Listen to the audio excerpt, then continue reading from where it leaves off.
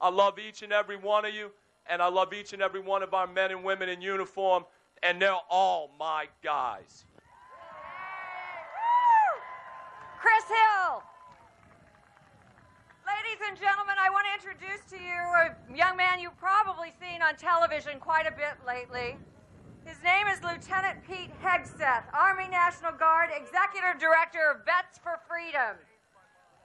I've watched this young man, and he has begun his career as a television pontificator, pundit. No, none of that. A patriot. It was the P word I was looking for. He's done a marvelous job of speaking out for all of us, and we're so very proud of him. Pete. I don't know how you follow a guy like Chris Hill. I got a bill of goods on that one.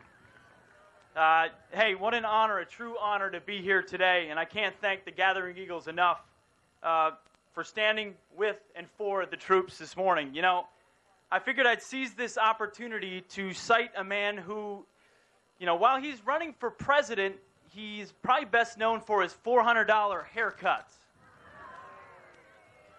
That's right. John Edwards claims there are two Americas in this country today. You know what? For once, I think he's right. There are two Americas, and they're on display here in Washington, D.C. today. On one hand, there are those who come to D.C. to desecrate our sacred memorials to this country and our warriors. There are those who seek to use the death of America's heroes as a political stunt, as you'll see today. And there are those who want to retreat from the battlefield, a battlefield teeming with radical Islamist terrorists who want to kill us abroad and eventually at home. Now, thankfully, on the other hand, there are those who have the courage to defend these memorials because they understand what they represent, and those who respect the sacrifice of the fallen because they understand that freedom, this precious freedom, that flag, are purchased at a price. And those who understand the threat we face and will stand and fight to defeat America's enemies, defend our homeland, and honor the sacrifice of the fallen. This America, our America, understands that from the blood-soaked beaches of France to the bombed-out back alleys of Fallujah, the American GI has fought and died, opposing that which is evil and oppressive and defending all things good and free. And that's why we're here today.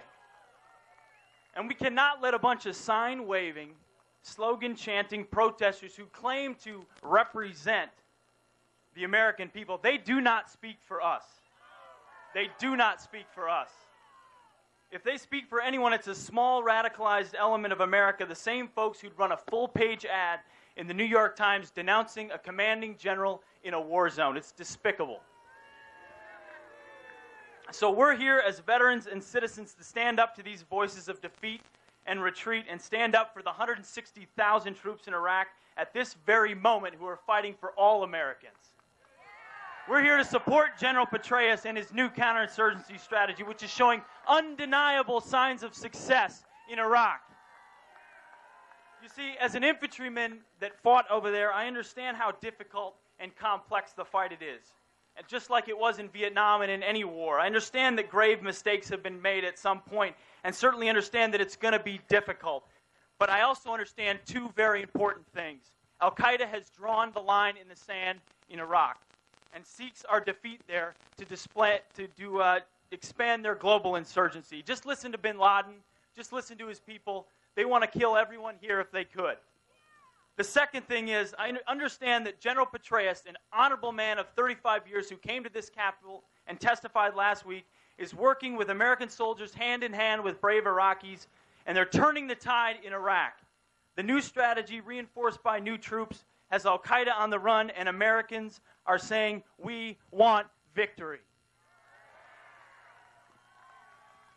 Victory is possible, and victory matters. Because history will judge us not on when we leave, but on what we leave behind. Victory is defined by a defeated Al-Qaeda and a stable Iraq. So it's going to be tough. But I say to you, this is so important, and I ask you today, keep up the fight. Never stop. Spread the word and tell the United States Congress back here to have as much courage on Capitol Hill as our troops in combat have on the front lines. Tell them that. Tell them that. Now is the time to stand by our troops. Now is the time to stand by our commanders. And now is the time to stand by their mission.